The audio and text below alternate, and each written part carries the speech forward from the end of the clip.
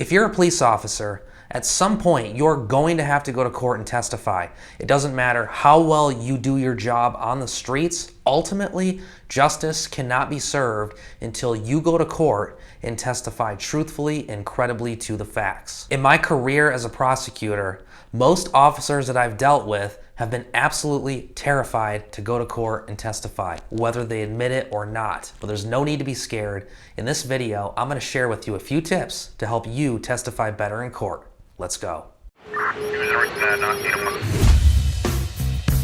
What's up, everybody? I'm attorney Eric Scramlin. I'm a former prosecutor and I train police officers to think like a lawyer. As a former prosecutor, I've had the opportunity to direct testimony from police officers in hundreds, if not thousands of hearings in court. Now, as a police officer, you're used to being in control of every situation. So by being placed in the courtroom where the attorney's in control of the situation, you find yourself in an unfamiliar situation. I've seen officers testify very well, but I've also seen a lot of officers testify very poorly.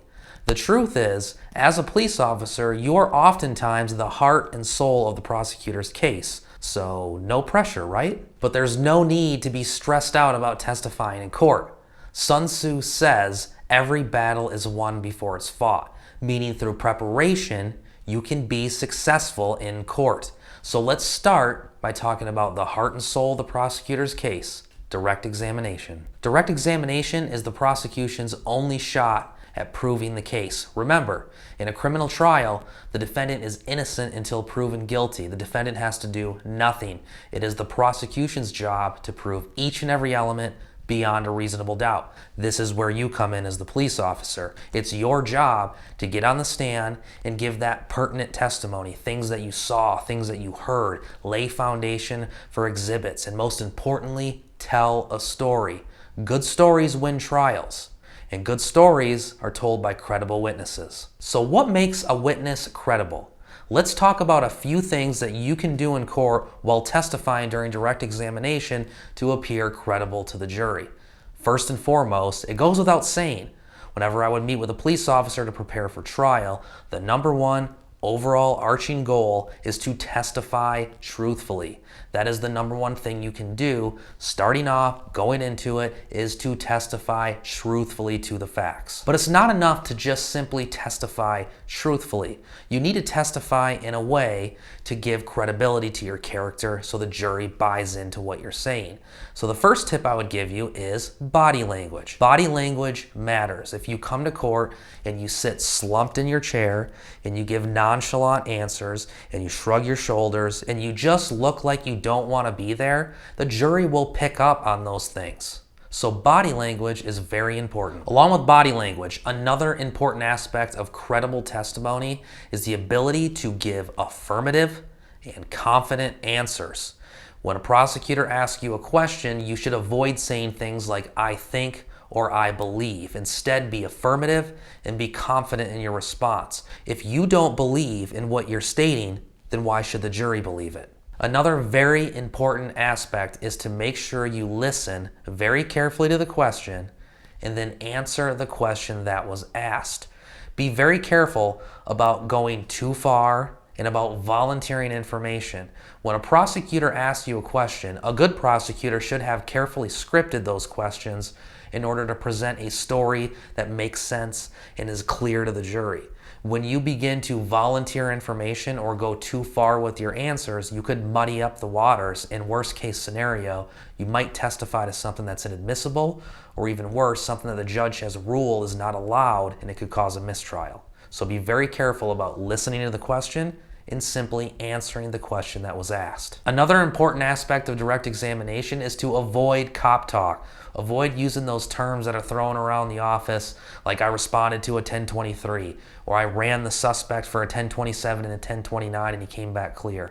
I also always found it very funny when I would ask an officer, "Where did you place the defendant?" And the officer would respond, "I placed him in the back of my unit." Unit? A unit is your police car. Tell the jury you placed the defendant in the back of your car. Be clear on what your answers are. Avoid using cop talk terms that can confuse the jury. Another important aspect that will give credibility to your testimony is to make eye contact with the jury. When an attorney asks you a question and you turn to the jury and make eye contact, you express more credibility in your testimony by showing off things like body language and by talking to the jury just like a teacher would talk to a student. You are lending credibility to your testimony by being the guide for the jury. And finally, my number one tip, which is something that's a little bit more next level, but if you do all the things that we just discussed, it will lead you into being the guide for the jury. What do I mean by being the guide for the jury? Well, just like any good movie where the hero meets a guide that gives them a plan to defeat the evil empire, sort of like in Star Wars when Luke Skywalker meets Yoda, or in Hunger Games when Katniss meets Haymitch, those guides teach the hero how to live up to their potential and essentially become the hero of the story. As the guide, you are going to be that credible source to give our heroes, the jury, the information that they need to come back with the verdict. By doing these things on direct examination, you can become that credible witness, that guide for the jury, and help your prosecutor establish the elements in a way that lends credibility to it, to tell that important story to the jury. But you're not done yet. Now it's time for the defense attorney to cross-examine you. Cross-examination is the defendant's constitutional right to confront the witnesses against them. This means, usually, a defense attorney is now going to attempt to discredit you in front of the jury. So how do you remain credible in the face of the defense attorney's cross-examination? I'm going to talk about a few different techniques that defense attorneys typically use in cross-examination and how you can remain credible in the face of those techniques. First of all, on cross-examination, a good defense attorney is going to only ask leading questions. Leading questions are questions that suggest an answer, such as, the car was red, wasn't it? You would agree with me that it was 10 o'clock when you came in contact with my defendant. By asking leading questions, it would seem that these are questions that would tie you into a particular answer. But that's not necessarily the case. The key is listen carefully to each question. This also means that when a defense attorney asks an open-ended question, it may be a mistake. Open-ended questions are the opposite of leading questions. They're questions that don't suggest an answer. They're the type of questions that the prosecutor asks on direct examination, such as, what time did you arrive on the scene? Or describe what you saw when you arrived on the scene. A prosecutor is not allowed to lead you in direct, but leading questions are allowed on cross. So when you hear a defense attorney ask an open-ended question, that should signify to you that they have made a mistake. For example, if a defense attorney appears to be frustrated by some of the answers that you're giving when they're asking leading questions, and the defense attorney says something to the effect of, "Fine, tell me what evidence you had," you should realize that this is an open-ended question. It was likely a mistake, and you should seize the opportunity by telling the attorney all of the evidence you have. There are many different techniques that defense attorneys use on cross-examination, but I want to talk about two very common techniques that defense attorneys typically use. And the first technique is what we refer to as the yes train. The yes train is a type of cross-examination technique in which a defense attorney is asking rapid-fire questions. These are usually one fact, one question statements, such as, you walked up to the car, correct? You saw the defendant inside the car. You reached for the handle, opened the door, searched the vehicle. You didn't have a search warrant. You'll see that these are very quick, very rapid fire, designed to get you into a yes, yes, yes, yes. When you find yourself in a yes train type of cross-examination situation, the key is to simply listen carefully to the question and answer the question appropriately. For example, it's totally fine to answer yes or no to the simple questions, even if they're coming rapid fire, but the key is to listen, because a good defense attorney is trying to set up a conclusion with their yes train. At some point, they will try to get you to agree with a statement that's part true and part false, or disagree with a statement that's part true and part false. Listen carefully to the question, and if they're asking you a question that's part true and part false, it's okay to answer that question something to the effect of, that's not exactly true. By answering the question, that's not exactly true, you sort of throw the defense attorney off during this cross-examination technique, and they may respond by making a mistake in asking that open-ended question, by getting frustrated and say, fine, what evidence did you have? Aha, there's your opportunity to now seize that mistake and testify to all of the evidence you have. The second type of cross-examination technique is what we refer to as the angry cross. This is where the defense attorney is attempting to purposefully get you angry.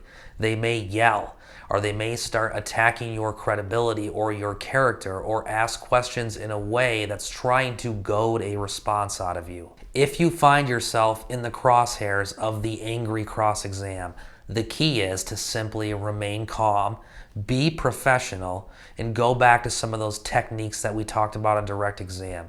Use proper body language, make eye contact with the jury, and most importantly, resist the urge to be drawn into an argument with the defense attorney. The angry cross can be very effective in cases such as a battery against a peace officer, where the defense might be arguing that the defendant was simply acting in self-defense. If the defense attorney can get you angry on the stand and drawn into an argument, it will just prove to the jury that the self-defense argument may hold some water. So don't let the defense attorney drag you into the fight. Never give up the credibility of being that professional, calm, unbiased witness. Regardless of the type of cross-examination, defense attorneys love to ask questions such as, wouldn't you agree with me, X? Or isn't it possible, X? How do you handle these questions? Well, just like we talked about where a question is part true and part false, remember, it's totally acceptable to answer a question by stating something to the effect of, that's not exactly true.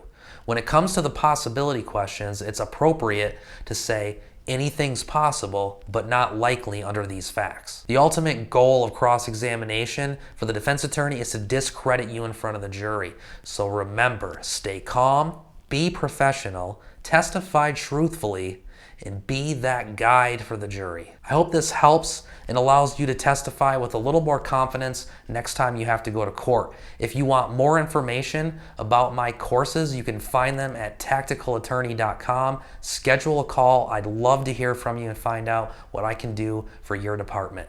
I'll see you guys in the next video.